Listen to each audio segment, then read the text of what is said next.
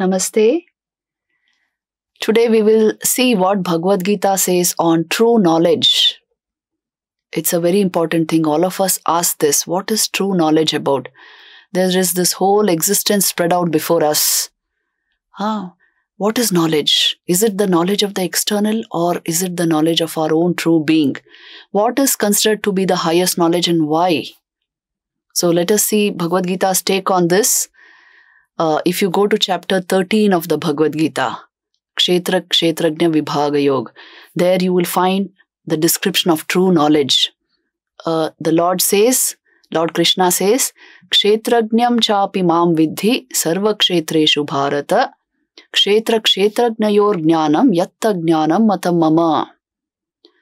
Kshetrajnam chapi mam vidhi, which means know me to be the indweller in all beings.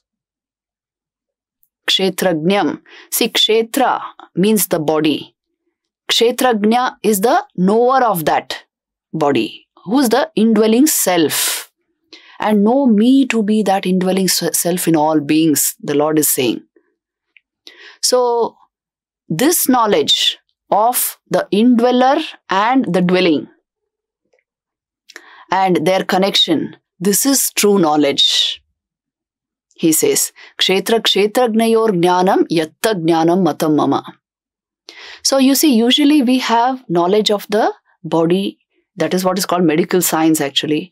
You have the knowledge, some knowledge of the mind, the psychological sciences. But what is this knowledge of the self? Who is the kshetrajna? This is what is being scrutinized. All these scriptures, whether you say the Upanishads or the Yoga Sutras, they are all trying to track this. What is the core truth about the human personality and why is this knowledge important? Because it is important because, if you know everything about the external world, which is all the physical sciences, if you know everything about it and you don't know anything about yourself, what is the point? Who is it who is knowing? Whose knowledge is it? So that is why this self-knowledge, you can say it is a special fort of these sciences, the spiritual sciences. And here, this is described as true knowledge. That knowledge by which you know the nature of the self, which is embodied, which is in this body-mind complex, as it were. It is, wrong even to say it is in this body-mind complex because actually speaking, your body and mind are in your awareness. Check this out and see. I'm giving you a strong Vedantic clue. Do you find the body in your awareness or awareness in your body? Check this out and see right now. You will always find the body in your awareness. It is in your awareness that you find a body, that you identify with a body. It is in your awareness through a thought process that you get strongly identified with it. Isn't it? So this is what they are telling us, that your awareness, the indwelling soul, the Atman, is the fundamental truth about you. You are always self-aware, that is why. And you are occasionally sort of identified with a body-mind complex, but you have assumed you are only the body and mind. So this knowledge of the eternal self, which you are, this is called the supreme knowledge, the true knowledge in the Bhagwat Gita. And the entire insistence or emphasis is on getting this knowledge in the first person, which means first hand. Not through a book, not through some teacher, but to experience it for oneself. And the Lord says that I am that indwelling soul in all beings. That is, you see, this is the real nature of God, the real nature of Ishvara. That He is the indwelling self in all beings. So this you will find in the next verse which we will study here from the same chapter 13th. He says, Avibhaktam cha bhuteshu vibhaktam iva cha sthitam bhuta bhartri cha tadneyam grasishnu prabhavishnu cha. It means to say, Avibhaktam cha bhuteshu. There is one undivided principle in all the beings who appear to be different. There is something which is non-different. Avibhaktam cha bhuteshu, in all beings. Undifferentiated. vibhaktam ivacha sthitam. It appears to be differentiated because we appear to be individuals, separate individuals. So what is that thing? Bhuta bhartri cha tadneyam grasishnu prabhavishnu cha. That one is the, actually speaking, for all beings, he is the creator, the preserver, the sustainer, and the destroyer of all beings. It is the Lord himself who dwells in your heart as the self, as the Atman. In so many ways, Lord Krishna gives this grand idea.